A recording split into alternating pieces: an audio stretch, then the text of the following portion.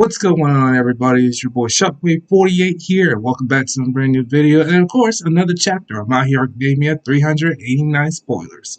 Now, we pretty much got into the last chapter of 388 where, Endeavor's wife came to help him, and the kids tried to stop Dabi from, going out of control, and they pretty much used the ice quirk, and apparently it's not affecting either. It's not doing the best, help for Endeavor, so he's pretty much about to run out of steam, I guess, in this battle, but we do know that Dabi is going to explode, and all the heroes trying to find a way to avoid Dabi's flames. So apparently, in this chapter, we're going to see how how that affect what's going on in this chapter is what I believe. So I don't know if he's going to explode or not, but I'm pretty sure this might be the end of him. So there's nothing they can do about it.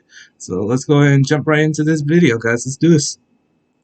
Chapter of My Hero Academia is another short one, with this chapter coming in at or around 11 pages, but a lot happens as we get ready for the end of the Todoroki story. One of my commenters let me know that every time there's a 90 in a number for My Hero Academia chapters, like 190, 290, 390, it's always paired with an amazing moment between Dabi and Endeavor, or Dabi and the Endeavor family. So I honestly think that the reason that this chapter feels like such a setup chapter is exactly for that reason, right? Because Horikoshi has some numbers that he specifically wants to reach with certain events in the series. But regardless, My Hero Academia chapter 389 is titled Relief and Prayers, and it's going to be following the Todoroki family and pretty much everything going on of them, picking up immediately from the events of last chapter. However, we do get a really nice color page with Toga and Ochako battling, who we will see for a very short period in this chapter. So according to Rukasu, the chapter begins with the explosion happening and the comps in the HQ saying that the speed of the temperature's increase is slowed down, but this doesn't mean that they managed to stop the explosion, because the temperature itself has not gone down. Now, if you don't remember what we're talking about with an explosion, of course Dabi is going to explode because his body temperature has reached such a high limit, and although the Todoroki family members are there trying to do their best using their quirks on him, it seems like they're not really able to stop the explosion from happening, because it does begin in this chapter. We see several rays of light actually leaving Dabi's body as he starts to break apart and actually begin to explode, as Endeavor and the other Todorokis are standing there, and that giant fire bubble that's been around Dabi for the last couple chapters actually starts to expand and grow even more as we see light shafts spreading from all around it. We see Rei, Fuyumi, and Natsuo using their ice to protect themselves, and then it cuts to Dabi's point of view as he's looking at Endeavor and thinking, everyone is looking at me. Oh, so that's how it feels. If it was such an easy thing to do, then why didn't it happen sooner? And Dabi, of course, is thinking this as the entire forest around him is literally getting blown away. We see trees flying in the air, evaporating into a fine ash, as Natsuo, Fuyumi, and Rei all stand on pretty much the outer edge of this giant fire bubble, using all three of their quirks together, all shooting out ice at Dabi to try and cool him down as much as they can. But at this point, it's really become just a battle for them to defend themselves, as their ice isn't necessarily reaching Dabi all that much anymore, since he is kind of in the air of Endeavor, and now all their ice is more so being used to block them from the massive power of this fiery explosion. And on the page where Dabi is thinking about how easy it is now that everyone is actually keeping their eyes on him, we see Dabi actually making a really calm face, at least in his head, as he looks at Endeavor, who's like an inch or two away from him, right in front of him, taking the full brunt force of Dabi's flames. And on the page, we see the flesh from Endeavor's face is literally being blown away, right? It's being burned off and flying off in the distance behind him, because of course Endeavor doesn't have the benefit, like everyone else here, of having an ice quirk. It's at this point where we see Dabi, who's been barely holding himself together this entire time, actually cracks. We see a large crack appearing on Dabi's face, or at least in the mental version of Dabi's face, and as that happens, the outlines on the page around Dabi's panel get really scorched up and drawn really rough, showing us the violent force behind what's about to happen, as nearby the bubble, right outside of it, we see one of our Pussycat Dolls, Tiger, from season 3 of My Hero Academia, actually warning everybody to get away. Tiger tells all the heroes to evacuate, and we then see that Uraraka is still fighting against Toga in her Twice form. And on the battlefield, we do see a massive swarm of Twice clones. There are still so many Twice clones that they can still form a big wave to crash down on some of the other heroes, and on this battlefield, we see Twice clones holding heroes down and punching them out or piercing them and taking them out of the battle, as Tiger gets completely overwhelmed by the Twice clones, but we see Ochako still dipping and diving through all of them as she uses her cords and her quirk to pretty much avoid all the damage that she can while she's locked brave. in this one-on-one battle with the actual Very brave. Toga.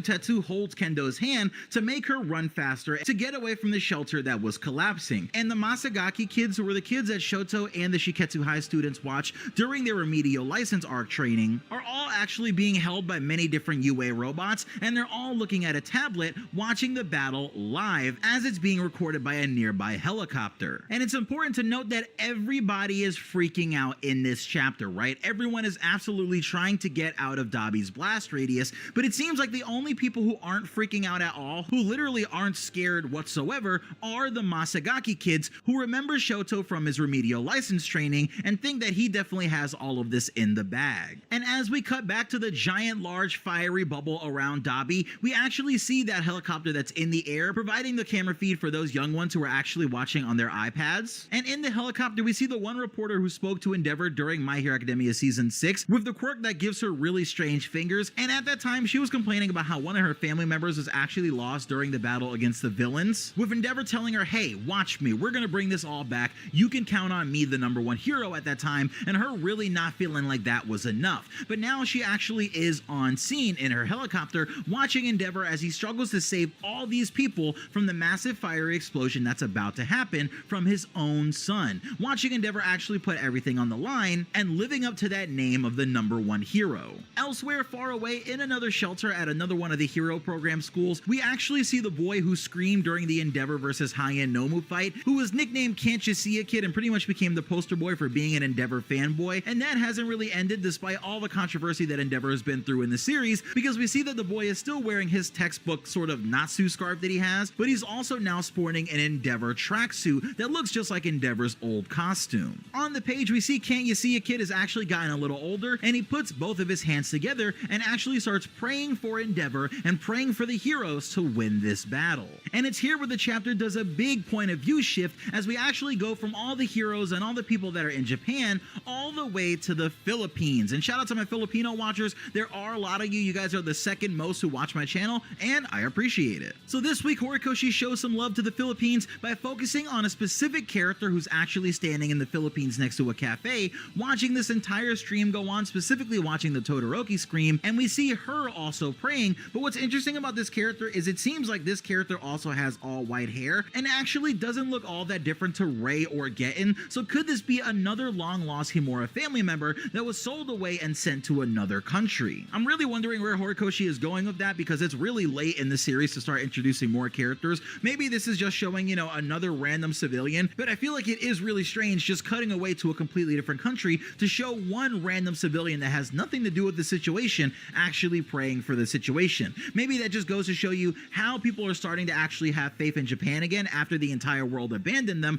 or this person could have some sort of link with the Todoroki family. Now it's at this point where we cut back to the Masagaki kids who say, hey, it's okay, we still have 5PP Man, which is a nickname that they have for Shoto. And the chapter then cuts to Shoto and Ida actually flying rapidly at the speed of sound, probably on their way to Dabi's area, as we see them literally just blitz past a small home with a tree, and as they go by it, we see that everything in the area gets frosted a little bit by the sheer cold being let off by Shoto and Ida, as Shoto uses his ice quirk to actually create a construct for one of the first times in the entire series, as he makes a fighter jet of ice around Ida to pretty much stabilize his running and let them go as aerodynamically fast as they possibly can, but also to cool Ida's legs to make it so he can actually last the journey all the way there. Now this is a really interesting ability from Shoto at the very end of the series. It seems like he's awakening his quirk even more and more, because this is something that we saw Getten able to do against Dabi in My Villain Academia's arc, but we've never seen Shoto doing stuff like making a jet out of ice or making different things like that out of ice.